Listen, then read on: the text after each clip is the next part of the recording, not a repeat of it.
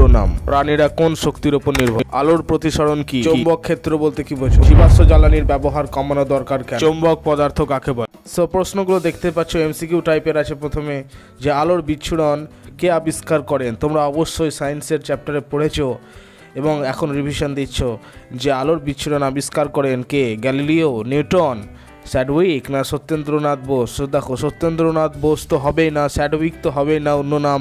এখানে গ্যালিলিও তো কোনোভাবেই করতে পারবে না, এখানে নিউটন হলো সঠিক উত্তর। তো আলোর বিচ্ছুরণ আবিষ্কার করেন হচ্ছে নিউটন। নেক্সট প্রশ্ন আছে দেখো, একটি স্বপ্রভ বস্তু কি? স্বপ্রভ অর্থাৎ নিজে জ্বলে, স্বপ্রভ বস্তু কি? ইট তো কোনোভাবেই হবে না। সূর্য হতে পারে, পাথর তো হবে না, কাঠ হবে না। তাহলে এখানে সঠিক উত্তর হচ্ছে সূর্য। এই যে দুটো প্রশ্ন, এই দুটো প্রশ্ন খুবই ইম্পর্টেন্ট, তোমরা অবশ্যই নোট ডাউন করে নেবে।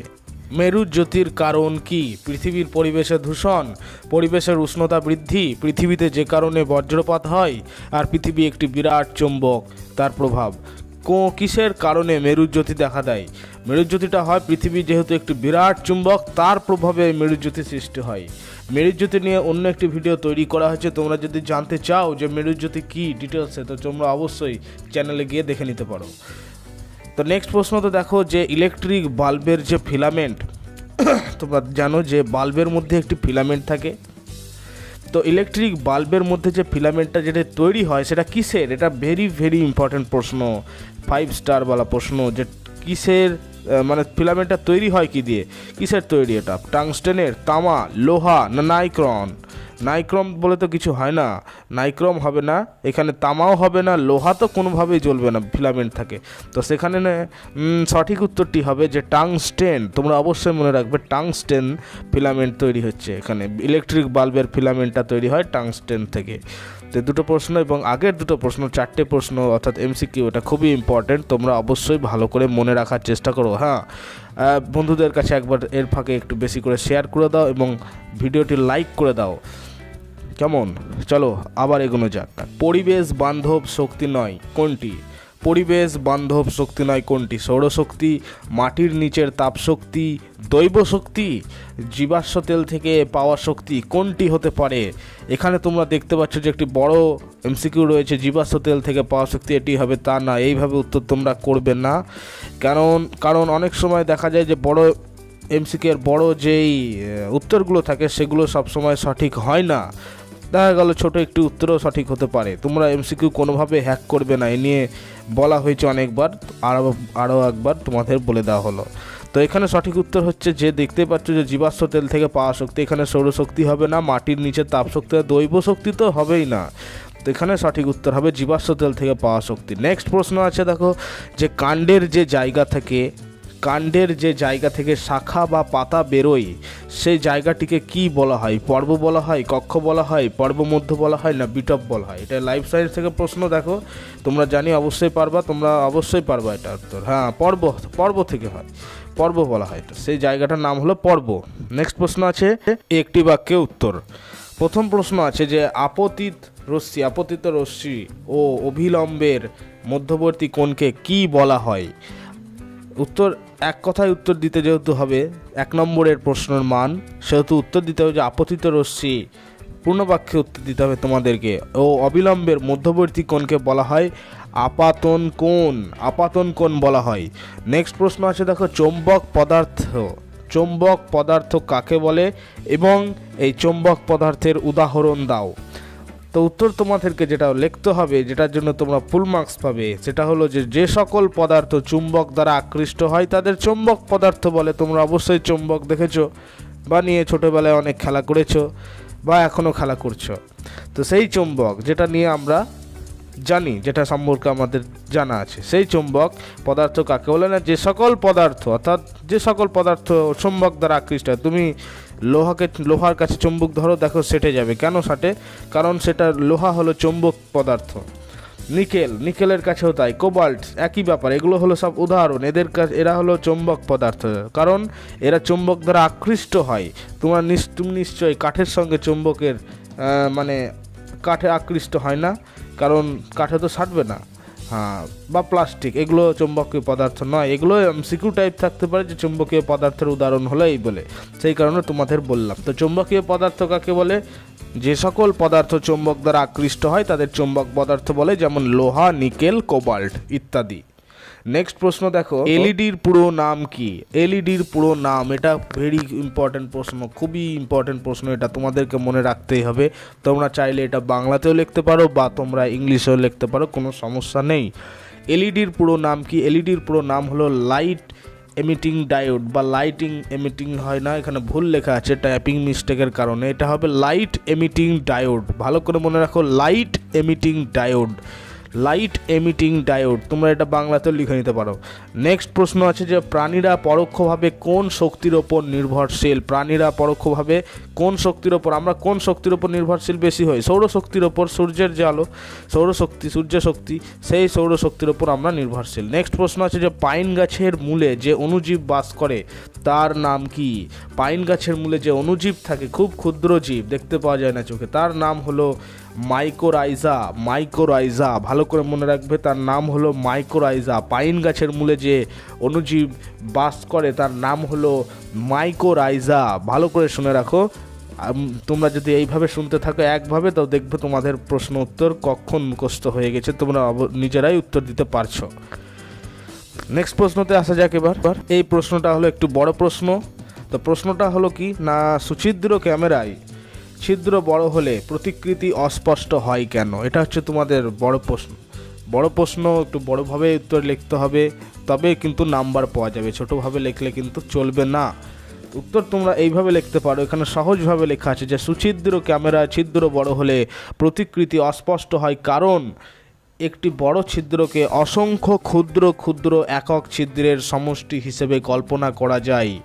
তাই প্রতিটি ক্ষুদ্র ক্ষুদ্র একক ছিদ্র এক একটি করে আলাদা আলাদা প্রতিকৃতির সৃষ্টি করে, কিন্তু ছিদ্রগুলি পাশাপাশি অবস্থান করায় প্রতিকৃতিগুলি একে অপরের খুব কাছাকাছি থাকে ও একে অপরের ওপর মিলেমিশে একাকার হয়ে যায়, ফলে প্রতিকৃতি অস্পষ্ট বা ঝাপসা বা ভেগ বলতে পারো, এরকম দেখা যায়।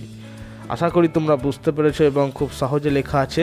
তোমরা যদি এই কথাটাই আমার 2-4 আর বারবার করে শোনো, তবে দেখবে মনে থেকে যাবে, বা তোমরা লিখে লিখে মনে রাখতে পারো, বা মুখস্থ করতে হবে। তবে এবার নেক্সট প্রশ্নতে আসা যাক। চৌম্বক দৈর্ঘ্য কাকে বলে? বা চৌম্বক দৈর্ঘ্যের সঙ্গে চুম্বকের প্রকৃত দৈর্ঘ্যের সম্পর্ক কি? এটা খুবই ইম্পর্ট্যান্ট প্রশ্ন, বড় প্রশ্ন হিসেবে।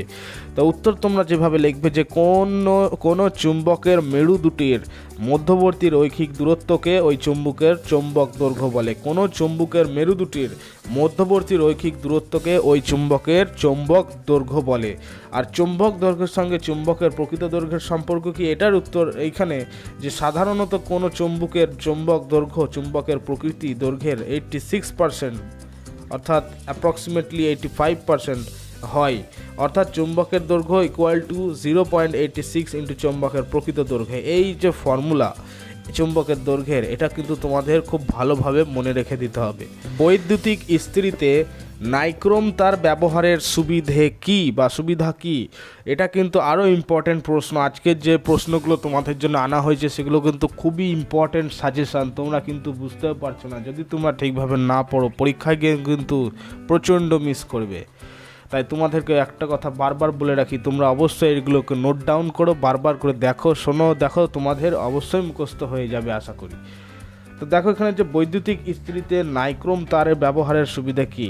বৈদ্যুতিক ইস্ত্রিতে নাইক্রোম তার ব্যবহারের সুবিধা হলো না, প্রথম সুবিধা হিসেবে তোমাদের লিখতে হবে যে নাইক্রোম তারের রোধাঙ্ক খুব বেশি বলে তারটিতে উৎপন্ন তাপের পরিমাণ খুব বেশি হয়। দ্বিতীয়ত লিখতে হবে যে নাইক্রোম তারকে অতি উচ্চ তাপমাত্রায় বায়ুর সংস্পর্শে রাখলেও বায়ুর অক্সিজেনের সঙ্গে তারটির কোনো রাসায়নিক বিক্রিয়া ঘটে না। তৃতীয়ত হিসেবে লিখতে হবে যে নাইক্রোম তারের গলনাঙ্ক খুব বেশি হওয়ায় তারটি বেশি তাপমাত্রাতেও গলে যায় না, ফলে নাইক্রোম তারটি উচ্চ তাপমাত্রায় পৌঁছে প্রচুর তাপ সরবরাহ করতে পারে। ব্যাস, তোমাদের এটুকু লিখলেই ফুল মার্কস একদম। পরের প্রশ্নতে যাওয়ার আগে বা পরের সাজেশনগুলিতে যাওয়ার আগে আবার বলে রাখি, তোমরা যারা নতুন আছো অবশ্যই চ্যানেলটিকে সাবস্ক্রাইব করে দাও, কারণ তোমাদের সাবস্ক্রাইব কিন্তু আনতে পারে মোটিভেটেড ভিডিও, আরও আমরা মোটিভেট হব এবং তোমাদের জন্য আরও নতুন ভিডিও তৈরি করে আনতে পারবো সাজেস্টিভ। তোমরা অবশ্যই সাবস্ক্রাইব করে দাও এবং বন্ধুদের কাছে একটু শেয়ার করে লাইক করে দাও। দেখো আছে যে বায়োগ্যাস বা জৈব গ্যাস কাকে বলে। এবার ভৌত বিজ্ঞান ছাড়া এবার জীবন বিজ্ঞানের প্রশ্ন, যে বায়োগ্যাস বা জৈব গ্যাস কাকে বলে আর এই গ্যাস কি কাজে ব্যবহৃত হয়। তোমরা অবশ্যই এগুলো জানো, গ্রামের দিকে যারা আছে তারা অবশ্যই জানো বা দেখেছো যে জৈব গ্যাসগুলো বেশিরভাগই গ্রামের দিকে বেশি পাওয়া যায়। কেন এক্ষুনি বুঝতে পারবে। যে গৃহপালিত পশু পাখির মল বড় গর্তে পচিয়ে তার থেকে যে গ্যাস উৎপন্ন হয় তাকে জৈব গ্যাস বা বায়োগ্যাস বলে। এটা খুবই সহজে উত্তর তোমাদেরকে লেখানো হয়েছে। যদি এর ব্যবহারের কথা বা কী কাজে ব্যবহৃত হয় তখন লিখবে, পয়েন্ট করবে নিচে যে ব্যবহার বলে কোলন দিয়ে। 1 নম্বর লিখবে যে বায়োগ্যাস মূলত রান্নার কাজে ব্যবহৃত হয়, রান্নার কাজে ব্যবহৃত হয়। শুধুমাত্র এলপিজি রান্নার কাজে ব্যবহৃত হয়, লিকুইড পেট্রোলিয়াম গ্যাস তা কিন্তু নয়। বায়োগ্যাসও কিন্তু রান্নার কাজে ব্যবহৃত হয়, যেগুলো কি না পশু পাখির মল বড় একটি গর্তে পচিয়ে তার থেকে একটি গ্যাস শুষে নেওয়া হয় বা নিয়ে নেওয়া হয়, সেই গ্যাসের কথা বলা হচ্ছে। দ্বিতীয়ত লিখবে যে বাতি জ্বালানোর কাজে ব্যবহৃত হয়, আর এগুলো থেকে কিন্তু কারেন্টও তৈরি করা যায়। তৃতীয়ত লিখবে যে বর্তমানে বিদ্যুৎ উৎপাদনেও এই গ্যাস ব্যবহার করা হচ্ছে। রাইট, নেক্সট প্রশ্নতে এবার যাওয়া যাক।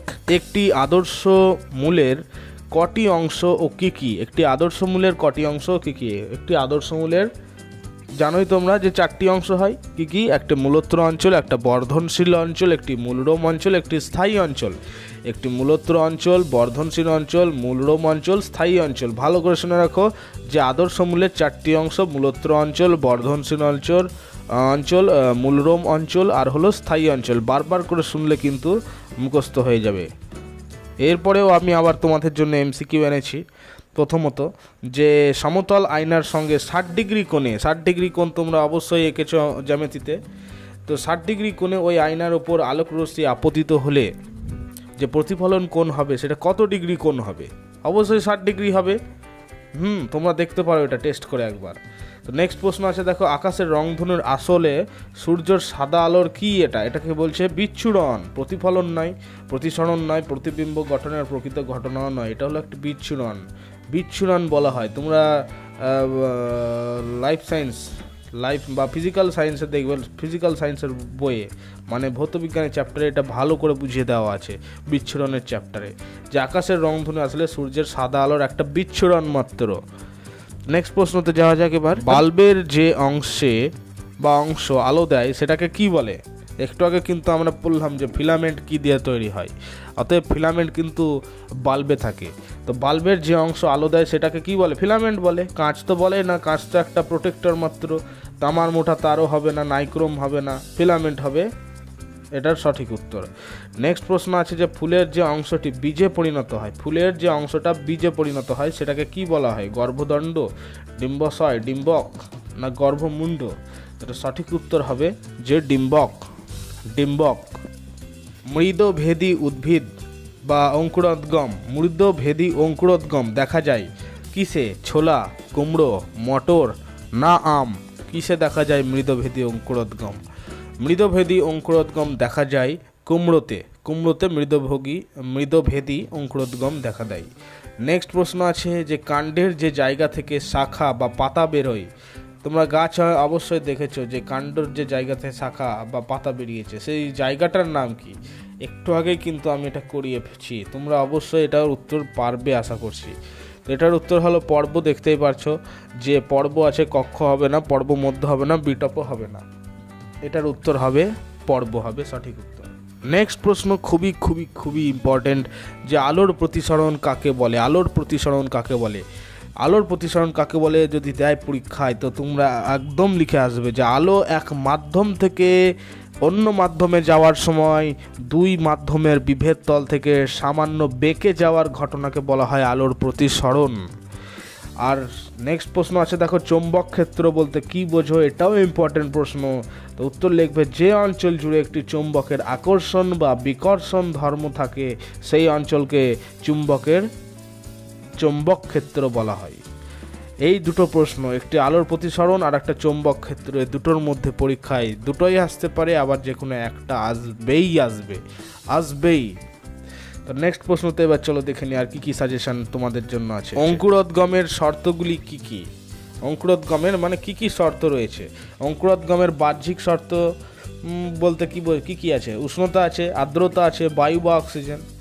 উষ্ণতা, আর্দ্রতা আর বায়ু, আর কিছু নাই। আর্দ্রতা মানে বুঝতে পারছো, ওয়েট ইংলিশে বলে, যেমন এটাকে বলছে জল বলছে, আর বায়ু বা অক্সিজেন। নেক্সট প্রশ্ন আছে যে উদ্ভিদের মূলের একটি কাজ, উদ্ভিদের মূলের একটি কাজ লেখো। উদ্ভিদের মূলে একটি কাজ হলো মাটি থেকে জল এবং জলে দ্রবীভূত খনিজ লবণ শোষণ করা। নেক্সট প্রশ্নটা একদম 5 স্টার প্রশ্ন, যে ব্যাপন কাকে বলে? ব্যাপন কাকে বলে? তো উত্তর যেটা সেটা হচ্ছে যে বেশি গাঢ়ত্ব থেকে কোনো গুরুত্বের দিকে অণুর ছড়িয়ে পড়ার ঘটনাকে বলা হয় ব্যাপন। খুবই ইজিলি কিন্তু এটার উত্তর দিয়ে দেওয়া হলো একটি বাক্যে, তোমরা অবশ্যই খাতায় লিখে রাখবে এটা। নেক্সট প্রশ্ন আছে দেখো, যে নিয়মিত আর বিক্ষিপ্ত প্রতিফলন, দুটো প্রতিফলন তোমরা দেখেছো, যে একটা নিয়মিত প্রতিফলন হয় আর একটা বিক্ষিপ্তভাবে প্রতিফলন হয়। তো এই নিয়মিত ও বিক্ষিপ্ত প্রতিফলনের মধ্যে যে পার্থক্য, সেই পার্থক্যটা তোমাদের লিখতে হবে, যেটা পরীক্ষায় 2 নম্বরের আসবে। অতএব তোমাদের মিনিমাম দুটো পার্থক্য উল্লেখ করতেই হবে। তো চলো পার্থক্যটা দেখে নিই, যে কীভাবে আমরা এই নিয়মিত ও বিক্ষিপ্ত প্রতিফলনের পার্থক্যটাকে লিখব। দেখো অন স্ক্রিন দেখতে পাচ্ছ পার্থক্যটা, তোমরা এটা স্ক্রিনশট রেখে দিতে পারো অথবা খাতায় লিখে নিতে পারো। যে নিয়মিত প্রতিফলনের জন্য মসৃণ ও চকচকে প্রতিফলক তলের প্রয়োজন হয়, অন্যদিকে বিক্ষিপ্ত প্রতিফলনের জন্য অমসৃণ ও খসখসে প্রতিফলক তলের প্রয়োজন হয়।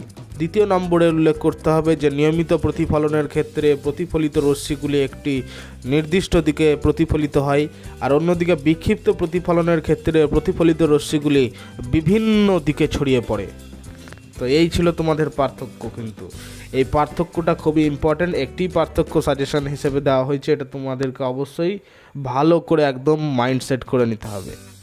নেক্সট প্রশ্ন হলো সংক্ষিপ্ত প্রশ্ন উত্তর ধর্মী। যে প্রথম প্রশ্ন হচ্ছে বিকর্ষণী যে চুম্বকত্বের শ্রেষ্ঠ প্রমাণ তার যুক্তি সহ লেখো। এই প্রশ্নটা আসার খুবই চান্স বেশি।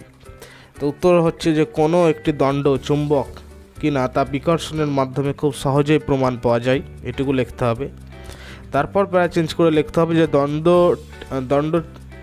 দণ্ডটিকে যে সুতোর সাহায্যে ঝুলিয়ে দিয়ে দণ্ডটির কাছে আরেকটি চুম্বক দণ্ড নিয়ে আসা হলো।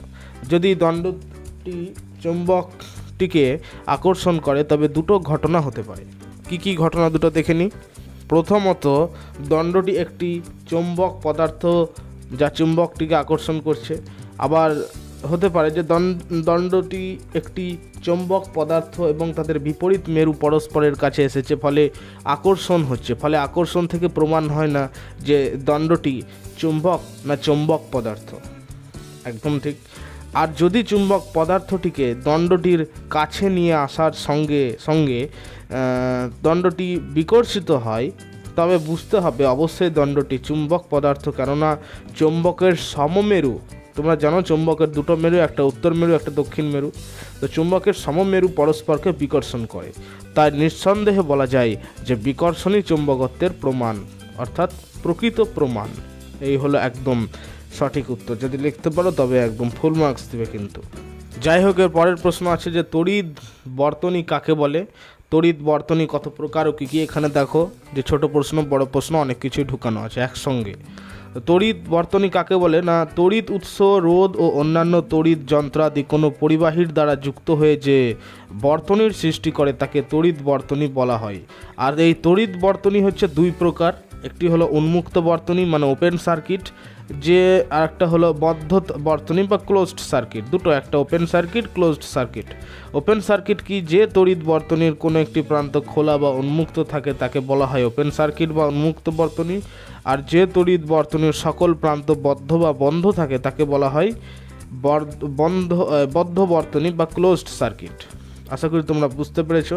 তোমরা অবশ্যই চ্যানেলটিকে সাবস্ক্রাইব করে বেল আইকন প্রেস করে বন্ধুদের কাছে একবার করে শেয়ার করে দাও এর মাঝে, এবং আশা করি তোমাদের ভিডিওটি ভালো লেগেছে এবং লাইক করে দাও একটা করে। চলো আগামী প্রশ্নগুলোতে এগোনো যাক। অপ্রচলিত শক্তি ব্যবহারের প্রয়োজনীয়তাগুলি লেখো। অপ্রচলিত শক্তি দুটো হয়, একটা হলো প্রচলিত শক্তি, একটি হলো আর অন্যটি হলো অপ্রচলিত শক্তি। তো অপ্রচলিত শক্তির ব্যবহারের প্রয়োজনীয়তাগুলো উল্লেখ করতে হয়েছে। তো অপ্রচলিত শক্তি ব্যবহারের পরিবেশ দূষিত হয় না, ক্ষুদ্রাকারে ব্যবহার করা যায় বলে প্রচুর মূলধনের প্রয়োজন হয় না, প্রবাহমান সম্পদ বলে নিঃশেষিত হওয়ার আশঙ্কাও থাকে না, দেশের অধিকাংশ জায়গায় কোনো না কোনো উৎস সহজলভ্য হয়। এই হলো তোমাদের পয়েন্টস, এগুলো তোমাদের অপ্রচলিত শক্তির ব্যবহার হিসেবে এই প্রয়োজনীয়তাগুলোকে উল্লেখ করতে হবে। আর এর সম্পর্কে যদি তোমাদের কোনো প্রশ্ন থেকে থাকে যে কিছু একটা পয়েন্ট বুঝতে পারলাম না, বা কিছু একটা বিষয় সম্পর্কে জানতে পারলাম না, বা শব্দের মানে বুঝতে পারছি না, তবে অবশ্যই কমেন্ট করে পাঠাবে যে স্যার আমি এই জায়গাটা বুঝতে পারছি না, আর আমাকে একটু বলে দিন বিষয়টা কী। তবে আমরা অবশ্যই যথাসম্ভব যত তাড়াতাড়ি সম্ভব চেষ্টা করব উত্তর দেওয়ার। তোমরা কিন্তু দ্বিধাবোধ করবে না কমেন্ট করতে, কেমন? তো চলো নেক্সট প্রশ্নতে এগোনো যাক। এটাই হলো সবথেকে লাস্ট প্রশ্ন এবং সবথেকে ইম্পর্টেন্ট প্রশ্ন, সবথেকে ইম্পর্টেন্ট 3 নম্বরের। তা আবার তো এটার প্রশ্নটা হলো যে জীবাশ্ম জ্বালানি ব্যবহার কমানো দরকার কেন? এটা খুবই ইম্পর্টেন্ট প্রশ্ন, প্রত্যেকবার পরীক্ষায় আসে, এবারও আসবে। তো উত্তর লিখবে প্রথমে যে 1 নম্বর দিয়ে যে মোটর গাড়ি, বাস, ট্রাক প্রভৃতি থেকে যে নির্গত ধোঁয়ার মাধ্যমে পরিবেশে মিশছে কার্বন ডাইঅক্সাইড, তারপরে শুধু কি কার্বন ডাইঅক্সাইড, কার্বন মনোক্সাইডও মিশছে, এছাড়াও প্রভৃতি বিষাক্ত গ্যাসগুলো পরিবেশে মিশে যাচ্ছে, ফলে পরিবেশ খুব দূষিত হয়ে যাচ্ছে। এটা একটা পয়েন্ট হিসেবে উল্লেখ করতে পারো। দ্বিতীয় পয়েন্ট হিসেবে উল্লেখ করতে হবে যে এই দূষিত গ্যাসগুলি আমাদের শরীরে প্রবেশ করে নানান রোগের সৃষ্টি করছে, অবশ্যই সৃষ্টি করছে। তোমরা দৈনন্দিন জীবনে এটা লক্ষ্য করেছো আশা করি। তো কি রোগ সৃষ্টি করছে সেগুলো দেখো। সেগুলো হলো মাথা ধরা, শ্বাসকষ্ট, ফুসফুসের সংক্রমণ বা কখনো কখনো চোখ জ্বালা। আর 3 নম্বর পয়েন্টে লিখতে পারো যানবাহন ও শিল্পক্ষেত্রে এই জ্বালানি ব্যাপক ব্যবহারের ফলে বায়ুতে গ্রিন হাউস গ্যাসের তাপমাত্রা বাড়ছে, ফলে পৃথিবীর তাপমাত্রা বাড়ছে, যেটাকে বলছে এক কথায় গ্লোবাল ওয়ার্মিং হচ্ছে, রাইট? তো আশা করি আজকের ভিডিও তোমাদের ভালো লেগেছে, তোমরা বুঝতে পেরেছো যে কী বিষয়, কী সাজেশনের প্রশ্নগুলো আছে এবং তার উত্তর সমেত তোমাদেরকে দিয়ে দেওয়া হয়েছে। তো যাই হোক, যে সাজেশনটির জন্য আমরা অপেক্ষায় ছিলাম সেটি আজ পেয়ে গেছি। আশা করি তোমরা আনন্দ পেয়েছো, তোমরা জানতে পেরেছো, শিখতে পেরেছো অনেক কিছু। সাজেশনগুলো কিন্তু অবশ্যই মাথায় রাখার চেষ্টা করতে হবে, প্রশ্নগুলো এবং উত্তরগুলো। তোমাদেরকে বলবো যে তোমরা অবশ্যই সাবস্ক্রাইব করে রাখতে হবে, কারণ আগামী দিনে এই রকম বিজ্ঞান, ইতিহাস, ইংরেজি, অঙ্ক, ভূগোল এর আরও অনেক সাজেশন আসতে চলেছে। কিন্তু তোমাদের সেকেন্ড ইউনিট টেস্টের জন্য আগামী পরীক্ষায় তোমরা দেখেছো বা আমাদের ছাত্ররাও দেখেছে যে কিভাবে সাজেশন থেকে প্রশ্নপত্র সব হুবহু কমন এসেছে পরীক্ষায়। আমাদেরকে অনেক ছাত্র কমেন্ট করেও পাঠিয়েছে। তো যাই হোক, বেশি দূর আর এগোচ্ছি না, আজ ভিডিও এত দূরই ছিল। টাটা।